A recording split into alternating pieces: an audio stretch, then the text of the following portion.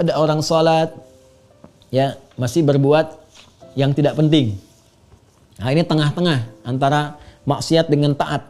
Antara maksiat dengan taat, tengah-tengahnya lagha namanya. Lagha. Jadi di sini ada taat, di sini ada maksiat.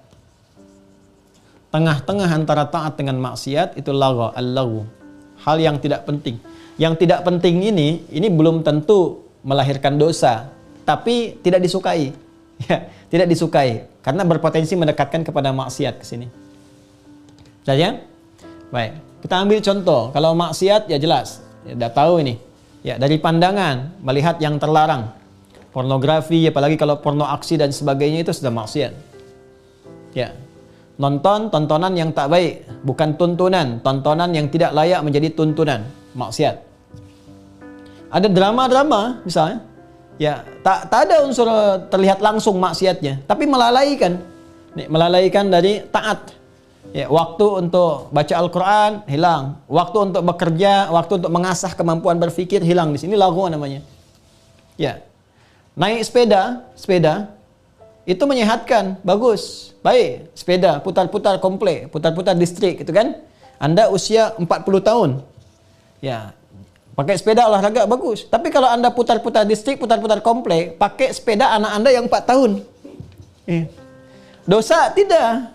Tapi lagha, menghasilkan perbuatan yang tak ada manfaat dan berpotensi melahirkan dosa pada diri orang lain. Kenapa tuanku, puantu kok putar-putar komplek pakai sepeda anaknya yang 4 tahun? Dia usia 40 tahun. Ini tak ada manfaat. Ya, bertutur yang tak penting, banyak bicara yang tak penting, itu lagha namanya. Nah, di dalam Islam, gambaran keimanan itu nanti ditunjukkan dalam perbuatan. Ya, karena itu iman senantiasa bersanding dengan perbuatan, amal saleh. Ya, wal 'asr innal insana lafi khusr illal ladzina amanu wa 'amilus shalihat alladzina yu'minuna bil ghaib wa yuqimunas shalah ya ayyuhalladzina amanu kutiba 'alaikumus shiyam. Kalau Anda bertanya apakah perbuatan lagha menunjukkan kemudian lemahnya iman, kita jawab dulu. Iman itu tingkatannya dibagi 3. Iman dasar, amanah. Ini yang standar iman. Berproses dari dasar, ingin naik levelnya, naik level. Proses untuk penguatan, maka pakai mudhari', yu'minu, jamaknya yu'minun. Dia punya makna ketersambungan, kontinuitas dan konsistensi akan iman. Ya, ada kontinuitas keberlangsungan dan konsisten untuk berlatih itu. Di bahasa Inggris itu mungkin 3 padanannya, ya, present, continuous, and future. Ya, jadi dia mempertahankan kualitas ini, melatih terus sampai bertahan terus. Sampai ada jadi identitas, jadi kebiasaan. Kalau sudah menjadi identitas, jadi kebiasaan yang melekat, berubah dari amana yu'minu kepada mu'min namanya, al-mu'min. Jamaknya mu'minun.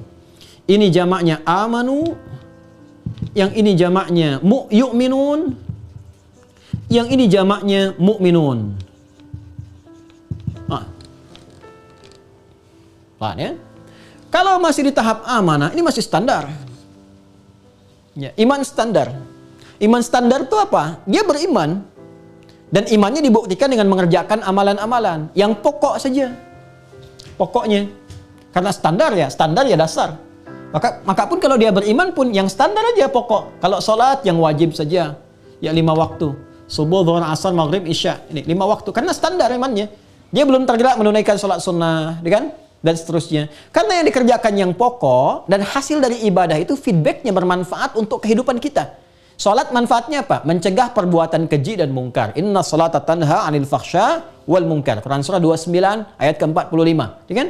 Tapi karena yang dikerjakan baru pokok, baru standar, maka yang tercegah pun yang pokok-pokok. Kadang-kadang masih berbuat maksiat juga.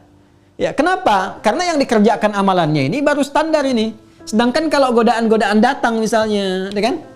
Ya, sedangkan ini belum kuat. Standar itu kan di sepeda itu ada standarnya. Kalau standarnya tidak kuat, jatuh juga sepedanya. Ini baru pakai yang pokok saja.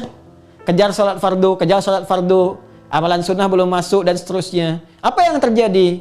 Ya, kadang-kadang tidak bisa mengimbangi godaan-godaan yang datang. Setan itu kan punya strategi banyak. Ya, Digoda dia dengan ini, digoda dengan itu. Karena itu iman pokok ini kalau tidak pernah dilatih dengan konsisten, itu rentan juga nanti ya terkena perbuatan-perbuatan yang digoda oleh setan sehingga bisa berpotensi terperosok pada maksiat. Ya. Akhirnya apa yang terjadi? Yang terjadi saling tutup saja. Berbuat salah, tutup lagi nanti oleh sholatnya. Salah lagi, tutup lagi. Demikian. Yang celaka kalau perbuatannya besar tak tertutup. Ini persoalan.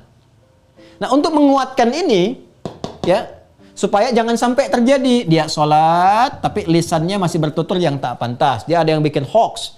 Dia masih sedang mencela. Ya, padahal dia sholat terlihat misalnya. Maka naikkan level. Supaya benteng kita pun makin kuat. Ya, filter kita makin kuat untuk memfilter semua keburukan, mencegah keburukan-keburukan. Ini yang muncul baik, naikkan ke sini. Yu'min. Naik levelnya. Karena itu ketika naik levelnya, ada konsistensi di ibadah itu, naik juga. Ya, salat bukan sekedar mengejar yang fardu, dia coba naikkan levelnya. Karena itu ketika Allah menyampaikan, membuka Al-Baqarah ayat 3, alladzina yu'minuna bil ghaib, disambung dengan wa yuqimunas shalah. Kalimat salatnya begini, lihat mushaf, lihat mushaf. Ya, lihat mushaf. Kalimat salatnya alif, lam, shad, lam, waw, ta marbutah. Nih. Di atas waw ada alif tegak gini. Kalimat salat itu ada tiga kata. Alif, lam, shad, lam, alif, ta marbutah. Alif, lam, shad, lam, waw, ta marbutah. Alif, shad, lam, waw, alif, ta maftuhah. Kalau begini satu, tunggal. Ya, salat begini, satu. Kalau begini, salawat, ini yang dimaksud kalau ada di Quran 5 yang pokok. Ya, 24, 4, 3, 4. Subuh 2 rakaat, zuhur 4 rakaat, asar 4 rakaat, maghrib 3 rakaat, isya 4 rakaat. Ini salawat dibacanya. Quran surah kedua Al-Baqarah ayat 238, 238. Hafidhu 'alas salawat. Jagalah oleh kalian, saling jaga waktu-waktu salat. Maksudnya yang fardu. Tapi kalau begini, ini bentuknya mufrad, tapi maknanya jamak tanpa batas. Bentuknya tunggal, diksinya tunggal, tapi maknanya jamak tanpa batas. Artinya apa? Kalau bentuknya begini, ini mencakup yang fardu dan tambahan-tambahan yang nafilahnya, berhukum sunnah. Ya, Anda bisa cek. Ya. Nah, sekarang ayo kita kembali cross check ke Al-Baqarah ayat 3. Alladzina yu'minun, menggunakan kata yang kedua di atas standar, berlatih meningkatkan level. Yaitu orang yang terus mengupgrade imannya. Yu'min itu terus meningkatkan, mengupgrade, berlatih meningkatkan iman. Ya kan? Dengan cara apa? Salat pun ditingkatkan. Wa yuqimunas shalah. Dia mencoba menyempurnakan salat itu, ya kan?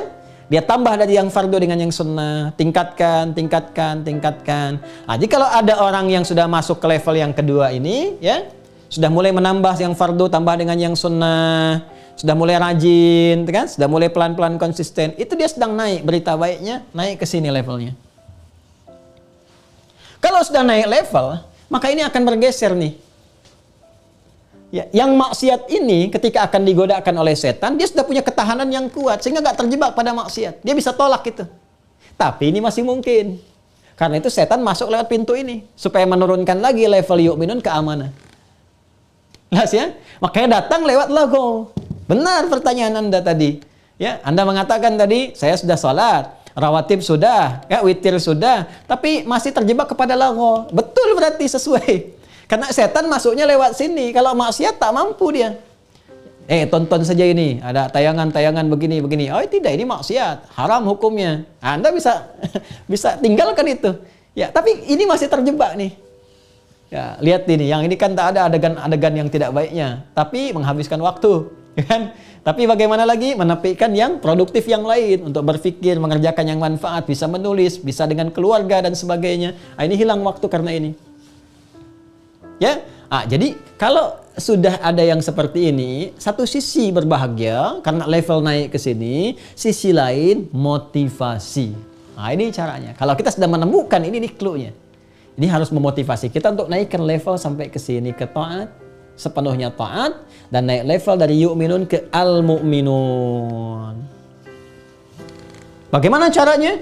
Kita tidak bisa menolak provokasi setan karena setan tetap menggoda. Tapi dengan memahami fikihnya, kita bisa menghindarinya. Ya. Bagaimana cara mengalihkan ya keadaan kita dari yu'minun kepada mu'minun? Pertama, Al-Quran memberikan petunjuk kepada kita, perbaiki kualitas. Nah, bukan kuantitas. Kalau di sini masih kuantitas tadi. Anda mengatakan saya sudah sholatnya tambah dengan sunnah rawatib, tambah dengan witir. Cek kualitasnya. Bagaimana kualitas yang fardu itu? Khusyuk tak? Bagaimana kualitas yang sunnah itu? Khusyuk tak? Motivasinya apa? Ya, coba perbaiki kekhusyuannya. Khusyuk. Kalau sudah mendapatkan kekhusyuan, kenikmatan dalam sholatnya, bisa menikmati sholat, nyaman menunaikan, ada getaran pada jiwa, itu secara otomatis akan menaikkan level kepada taat yang mencegah perbuatan lagha. Karena itulah ketika Allah membuka surah Al-Mu'minun, surah ke-23, ayat 1, 2, dan 3-nya, itu mengaitkan ini semua. Qad aflahal mu'minun, ayat 1, Quran surah ke-23. Qad aflahal mu'minun, ayat 1. Aku jamin, kata Allah, akan bahagia, sukses. Aflah itu kalau di bahasa Inggris dia dua terjemahannya. Success and happiness. Ya, aku jamin orang-orang yang beriman itu, tapi imannya menggunakan mukminun, sudah identitas. Kalau identitas itu sudah melekat pada diri, jadi kebiasaan. Ya, sudah melekat. Ya, dia itu seorang yang jujur. Jujur sudah melekat pada dirinya. Si jujur lewat, jujur sudah melekat pada dirinya.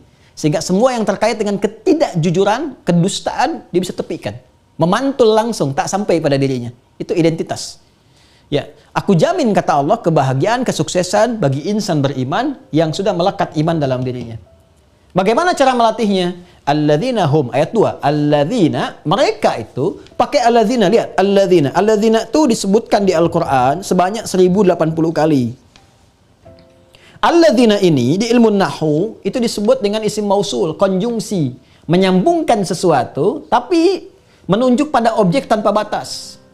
Jadi menyambungkan sesuatu. Apa yang disambungkan? Ini ada orang beriman sejati yang berpotensi bahagia dan sukses. Pasti orang ingin.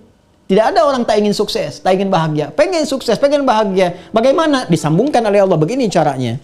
Tapi indahnya dibuka dengan alladzina, karena tanpa batas, maka kata ini membuka semua kalangan tanpa kecuali. Jadi Allah membuka peluang siapapun yang ingin sukses, silahkan. Ingin bahagia, silahkan. Lelaki, perempuan, tuan, puan, tua, muda, besar, kecil, ya status sosial dunianya apapun itu, semua dibuka dengan peluang yang serupa, peluang yang sama. Kata Allah, silahkan. Hum, kalau ingin memulai mereka itu fi salatihim mesti memperbaiki kualitas. Kualitas bukan kuantitas. Kuantitas masih jumlah. Kualitas terkait dengan bagaimana keadaan itu ditunaikan. Ya, bagaimana kebaikannya. Baik, alladzina hum fi salatihim khashi'un. Dia mencoba menjadikan salatnya khusyuk. Ini kualitasnya. Ya. Jadi bukan perkara berapa banyak ditunaikan. Sekarang yang ditunaikan itu sudah khusyuk belum? Ternikmati belum? Ada kepasrahan tidak? Ada ketenangan belum? Tidak. Karena khusyuk itu bermakna sukun, tenang. Bermakna khudu', ya, pasrah. Ya, ada ketundukan, kepatuhan. Kalau itu sudah ada, maka apa yang pertama kali tampil? Ya, lihat ayat 3-nya. Ya, walladzina hum 'anil lagwi mu'ridun. Kalau ini sudah dapat, maka lagwa itu bisa ditinggalkan. Lagwa bisa disingkirkan, bisa ditepikan. Kalau sudah lagwa hilang, udah enak nih, taat muncul.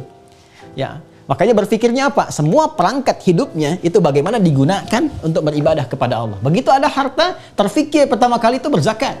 Bahkan dia pun kalau sudah mau bekerja pun pikirannya untuk beramal.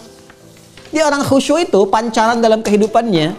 Dia mau bekerja nih, saya mau kerja. Orientasinya bukan dunia lagi. Ya, dunia itu bagus, penting untuk mensupport ibadah. Tapi orientasinya sudah, berpikirnya sudah berbeda berpikirnya. Maaf saya campurkan sedikit ya. Jadi kalau dia ada orang biasa belum masuk khusyuk, dia kerja tuh dapat kendaraan, sandang, pangan, papan, fasilitas, rumah nyaman, makanan enak. Ya, enggak apa-apa, enggak salah itu tidak salah. Dia sholat juga bagus, tapi orang khusyuk berpikir sudah lain. Dia sholat supaya mendapatkan harta, bisa berzakat. Ya, dia salat untuk dapat kehusyuan. Dia bekerja, saya koreksi, dia bekerja, orientasinya apa? Dapat harta supaya bisa zakat, supaya bisa infak, supaya bisa sedekah. Dia salat membangun kehusyuan supaya lebih dekat dengan Allah. Dia belajar yang dengan ilmu itu memantapkan tauhidnya kepada Allah, itu khusyuk namanya. Kalau sudah dapat khusyuk, anil lagwi mu'ridun, maka yang tak penting lewat. Ya, makanya bicaranya pada yang penting saja, yang tak penting dia tak bicara. Ya, bukan tak bercanda, Nabi bercanda. Candanya pun ada hikmahnya. Ya, diamnya ada maknanya. Bahkan wajahnya pun saat dipandang itu punya hikmah tersendiri. Anda kalau memandang wajah ustadz-ustadzah tertentu, alim, ulama, itu kesannya beda di hati. Ya, bahkan orang-orang tertentu kalau dipandang tuh mengingatkan akhirat, mengingatkan tahajud, mengingatkan dosa untuk kita istighfari. Itu sampai ke situ levelnya. Ya, karena itu saya ingin katakan pertama selamat, Anda sudah sampai pada level yang kedua, tinggal naikkan level pada yang ketiga, ya, perbaiki kualitas salatnya. Kita ada kajian kan di Mira tentang makna khusyuk, ya, dipelajari itu dan semoga mengantarkan itu semua pada pemahaman yang baik. Jika ada salah dalam uraian saya, itu mutlak salah saya pribadi. Ya, tak ada hubungan dengan sempurnanya syariat. Ya, tak ada hubungan dengan sempurnanya semua yang terkait dengan hukum Allah Subhanahu wa taala dan petunjuk Rasulullah sallallahu alaihi wasallam. Itu karena kelemahan ilmu, kekurangan ilmu yang saya dapati, dan mudah-mudahan dengan itu Allah bisa menyempurnakan dengan informasi-informasi lainnya. Tapi kalau ada kebenaran, kebaikan, itu semua bersumber dari petunjuk Allah dan Rasulnya, silahkan didapatkan, dipelajari, kemudian diyakini, diimplementasikan dan didakwahkan semampu yang kita bisa lakukan pada orang-orang sekitaran kita.